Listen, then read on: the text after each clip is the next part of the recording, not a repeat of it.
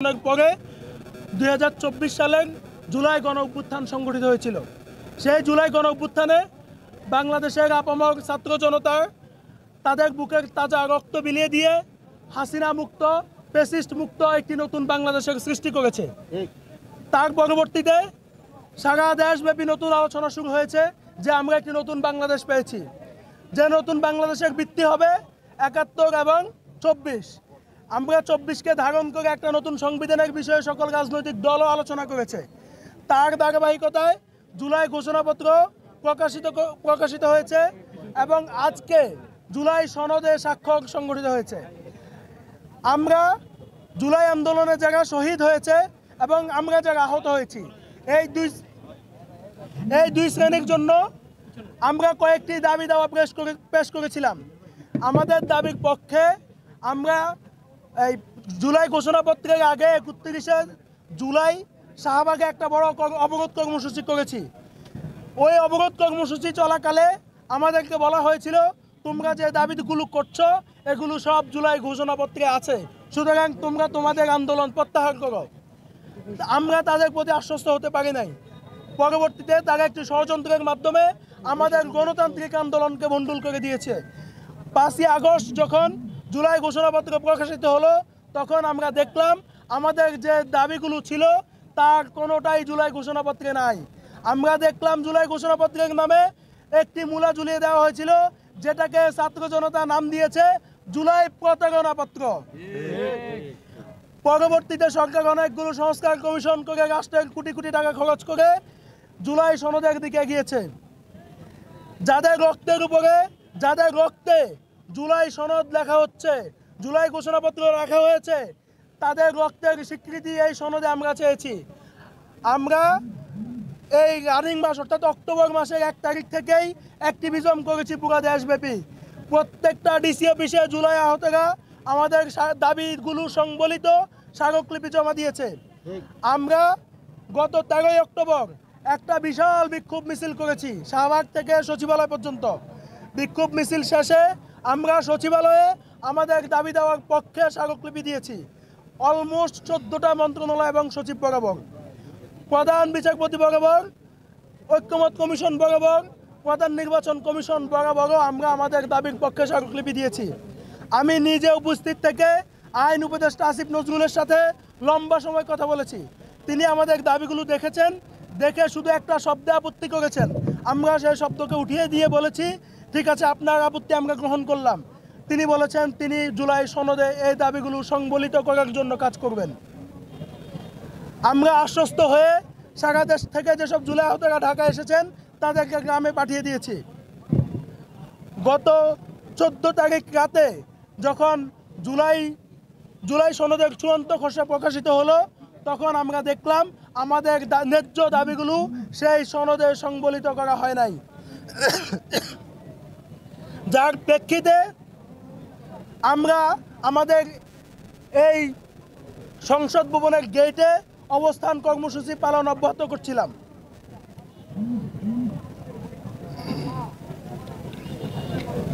আমরা যখন এখানে অবস্থান কর্মসূচি শুরু করেছি, তখন প্রশাসনের বিভিন্ন কর্মকর্তারা আমাদের কাছে এসেছেন। আমরা তাদেরকে প্রতিশ্রুতি দিয়েছি আজকে সকাল 10টা পর্যন্ত আমরা শান্তিপূর্ণ অবস্থান করব, আপনাদের কোনো সিকিউরিটিরও প্রয়োজন হবে না। তারা আমাদের কথা বিশ্বাস করেছে। তারা কোনো স্পেশাল সিকিউরিটি কোনো কিছুরই ব্যবস্থা করে নাই। আমাদের অবস্থানও একেবারে শান্তিপূর্ণ ছিল, কোনো ধরনের বিশৃঙ্খলা হয় নাই, একটা উচ্চ বাচ্চাও হয় নাই। আমরা আমাদের একেবারেই ফেয়ারলিভাবে আমরা আমাদের অবস্থান কর্মসূচি করেছি। আজকে 10টা পর্যন্ত যখন ঐক্যমত কমিশন এবং সরকার সংশ্লিষ্ট ব্যক্তিবর্গ আমাদের সাথে কোনো ধরনের নেগোসিয়েশনে আসে নাই, কোনো ধরনের আলোচনায় আসে নাই, তখন আমরা প্রশাসনকে আরও আধা ঘন্টা সময় দিয়েছি।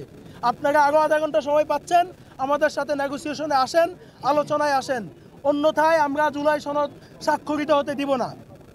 এটা আমরা তাদেরকে জানিয়েছি এবং আমরা এখানে এমনি চলে আসি নাই। আমরা বলেছি ইতিমধ্যেই আমরা গত এক মাস ধরে কাজ করেছি মন্ত্রণালয়, সচিবালয় আমাদের দাবির পক্ষে, ঐক্যমত কমিশন আমাদের দাবির পক্ষে আমরা স্মারকলিপি দিয়েছি। যখন আমরা কোনো সলিউশন পাই নাই, সমাধান পাই নাই, তখন আজকে সকাল 10টা 35 মিনিটে আমরা আমাদের পূর্ব পরিকল্পনা অনুযায়ী এই জুলাই সনদ স্বাক্ষরিত হওয়ার যে মঞ্চ তৈরি করেছে সেই মঞ্চ আমরা অবস্থান গ্রহণ করি, সেই মঞ্চ আমরা দখল করে নিয়েছি। আমরা সেখানে অলমোস্ট 3 মিনিটের মধ্যে আমরা একেবারে শান্তিপূর্ণভাবে সবাইকে শৃঙ্খলার মধ্যে বসিয়ে দিতে সক্ষম হয়েছি, কোনো ধরনের ব্যাঘাত সৃষ্টি হয়নি। এরপরে 12:30টার দিকে সম্ভবত ঐক্যমত কমিশনের প্রতিনিধি দল আসলো। ডক্টর আলী রিয়াজ স্যার নিজেও এসেছেন, আমাদের পক্ষ থেকে 2 জন প্রতিনিধি গিয়েছে, তার মধ্যে আমি নিজেও একজন ছিলাম। আমি সহ ডক্টর আলী রিয়াজের সাথে এবং সংশ্লিষ্ট যারা ছিল প্রত্যেকের সাথে আলোচনা করেছি। আলোচনা করে তিনি আমাদেরকে দেখিয়েছেন, তার হাতে আমরা যে স্মারকলিপি দিয়েছি সেটি ছিল। বলেছেন, এই দেখো তোমাদের স্মারকলিপি অনুযায়ী আমরা জুলাই সনদের 5 নং ধারাটি সংশোধন করলাম। আমরা নেমে আসার পর আমরা ওখানে 2টি আর্গুমেন্ট করেছি যে স্যার, আমাদের যেসব জুলাই আহতরা এখনও বাইরে অবস্থান করেছে তাদেরকে ভিতরে নিয়ে আপনি তাদের সামনে জুলাই সনদের 5 নং যে প্রতিজ্ঞা আপনারা করেছেন সেটা অ্যানাউন্স করেন। আরেকটা করেছি, আপনারা যেহেতু এটাকে মেনে নিয়েছেন এবং উনি বলেছেন সকল রাজনৈতিক দল অন্যান্য পক্ষ যারা আছে তারা সবাই আমাদের এই যে দাবিগুলো ছিল তার সাথে একমত। তখন আমরা তাকে বলেছি, যেহেতু সকলেই একমত, কেউ নোট অফ ডিসেন্ট দেয়নি, কেউ বিরোধিতা করেনি, তাহলে আমাদের এই ধারাটি এখনই বাস্তবায়ন করা হোক, যে কোনো পলিসিতে, যে কোনো প্রক্রিয়ায়। এই 2টো আর্গুমেন্ট করে আমরা নেমে চলে এসেছি। নেমে আসার 1 মিনিট পর তিনি সনদের 5 নং যে প্রতিজ্ঞা আছে সেটি পাঠ করেছেন সকলের সামনে। তিনি পাঠ করে সম্ভবত 30 সেকেন্ডের মধ্যেই তিনি ভিতরে চলে গেছেন। আমরা বলেছি আমাদের সাথে একটু আলোচনা করেন। উনি যখন এটা পাঠ করেছেন তখন বলেননি এটা বাস্তবায়িত হবে, উনি বলেছেন অন্যান্য ধারাগুলোর মতো পরবর্তী সরকার এসে বাস্তবায়ন করবে। আমরা নিজেদের মধ্যে আলোচনা করার জন্য পুলিশ প্রশাসনের কাছে বলেছি আমাদেরকে 3 মিনিট সময় দেন। ওনারা আমাদেরকে 3 মিনিট সময় দেননি। ওনারা আক্রমণ শুরু করেছিলেন পশ্চিম পাশ থেকে। আমি তখন পশ্চিম পাশে দাঁড়ানো, ঐক্যমত কমিশনের অথবা অন্য কোনো একজন কর্মকর্তা ওইখানে ছিলেন আমার সাথে পশ্চিম পাশে, যে পাশে পুলিশের অবস্থান ছিল। তিনিও অনুরোধ করেছেন যে ওদেরকে একটু সময় দাও। পুলিশ আমাদেরকে কোনো সময় না দিয়ে পুলিশ হঠাৎ করে আক্রমণ শুরু করলো। আমরা পিছন ফিরে তাকাতেই সুযোগ পাইনি। আমাদেরকে এলো পাতাড়ি লাঠি পেটা, আমাদের মধ্যে যারা ফ্লোরে পড়ে গেছে তাদেরকে ওদের বোট দিয়ে পাড়ানো। ওরা এমন এক ধরনের নির্যাতন প্রক্রিয়া চালিয়েছে যেন আমরা একটা পোকামাকড়। এই রাষ্ট্রের জন্য আমরা মনে হয় যেন একটা বিশেষ জন্তুতে পরিণত হয়েছি। এদেরকে দমন করাই যেন তাদের কাজ। তারা তাদের আজকের এই নির্যাতনমূলক কর্মকাণ্ডের মাধ্যমে তারা এটা প্রমাণ করেছে তারা এখনো পেশিবাদকে লালন করে।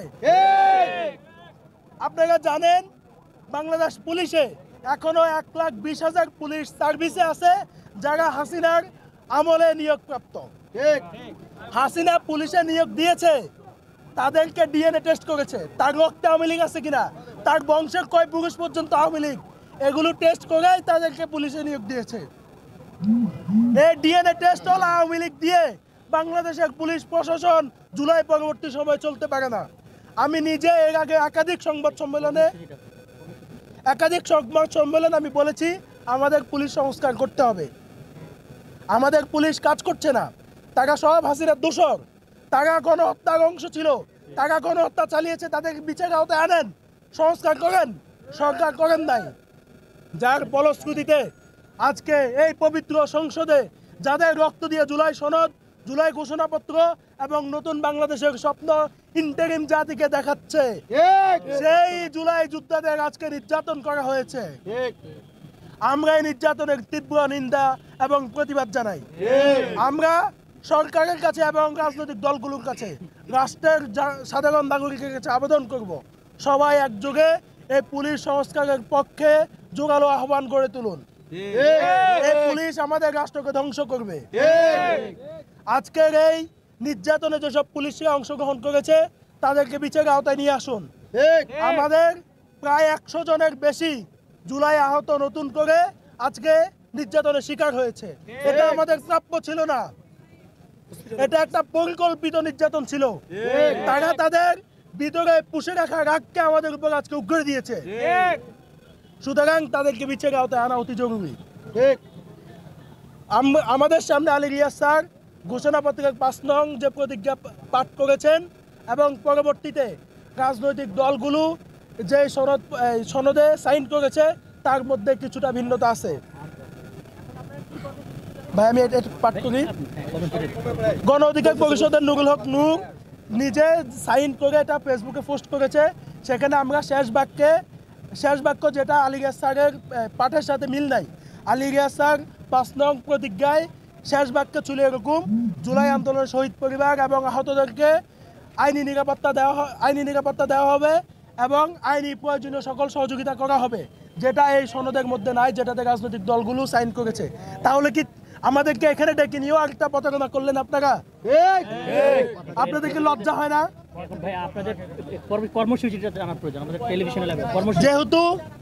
যেহেতু আমরা এই ধরনের নির্যাতনের শিকার হয়েছি জুলাই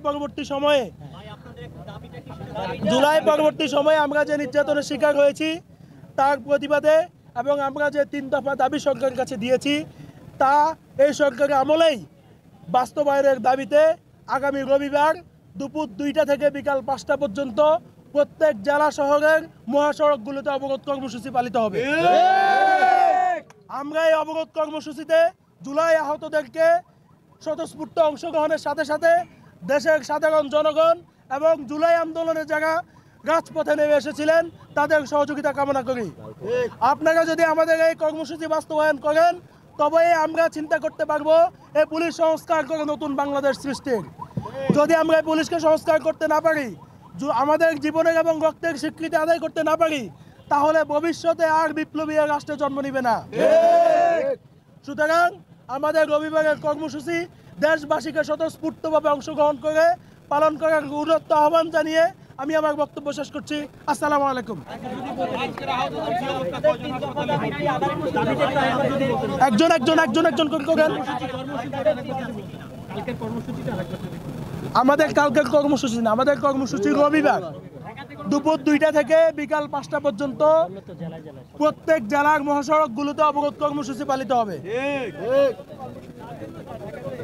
আমাদের দাবি ছিল আমাদের যারা জুলাই আন্দোলন শহীদ হয়েছে তাদেরকে জাতীয় বীর হিসেবে সাংবিধানিকভাবে স্বীকৃতি দিতে হবে। যারা জুলাই আন্দোলনে নির্যাতিত পঙ্গুত্ব বরণ করেছে, আহত হয়েছে, তাদেরকে বীর হিসাবে সাংবিধানিক স্বীকৃতি দিতে হবে। 2 নম্বর দাবি হচ্ছে জুলাই আন্দোলন যারা শহীদ পরিবার আছে এবং জীবন্ত শহীদ যারা আছে অর্থাৎ জুলাই আহত যারা আছে তাদেরকে পুনর্বাসনের একটা নির্দিষ্ট রোডম্যাপ ঘোষণা করতে হবে এবং আমাদের জন্য দায় মুক্তি দিয়ে একটা সুরক্ষা আইন করতে হবে, যাতে আমাদের বিরুদ্ধে কোনো ধরনের হয়রানি ষড়যন্ত্রমূলক কর্মকাণ্ড সংঘটিত হলে অপরাধ প্রমাণিত না হওয়া পর্যন্ত কোনো ধরনের হয়রানি করা না হয়। আমরা জানি জুলাই আন্দোলনে যারা আহত হয়েছে তাদেরকে বিভিন্নভাবে ষড়যন্ত্রের মাধ্যমে তাদেরকে দমিয়ে রাখার চেষ্টা করা হচ্ছে, হয়রানি করা হচ্ছে। সারা দেশে এটা চলছে। আওয়ামী লীগ একটা পাওয়ারফুল সংগঠন ছিল, তাদের নেটওয়ার্ক সারা দেশে রয়েছে এবং পুলিশরা তো তাদেরই দোষর। এই পুলিশরা ইচ্ছা করে করে জুলাই আহতদের নামগুলো পিছনে পিছনে বসিয়ে দেয়। সেজন্য আমরা বলেছি একটা সুরক্ষা আইন করুন, যাতে আজকের অবস্থানটা কি আজকে কি শেষ কিনা? আমাদের যারা এসেছে আমরা প্রত্যেকেই নির্যাতনের শিকার হয়েছে। যারা গুরুতর আহত হয়েছে তারা হসপিটালে ভর্তি। আমরা আজকে 2 দিন ধরে অনাহারে অধ্যাহারে আছি। আমরা এখন আর এখানে স্টে করার মতো অবস্থায় নাই। সুতরাং আমরা আজকের কর্মসূচি এখানে শেষ করব এবং রবিবার কর্মসূচি সফল করার জন্য কাজ করব।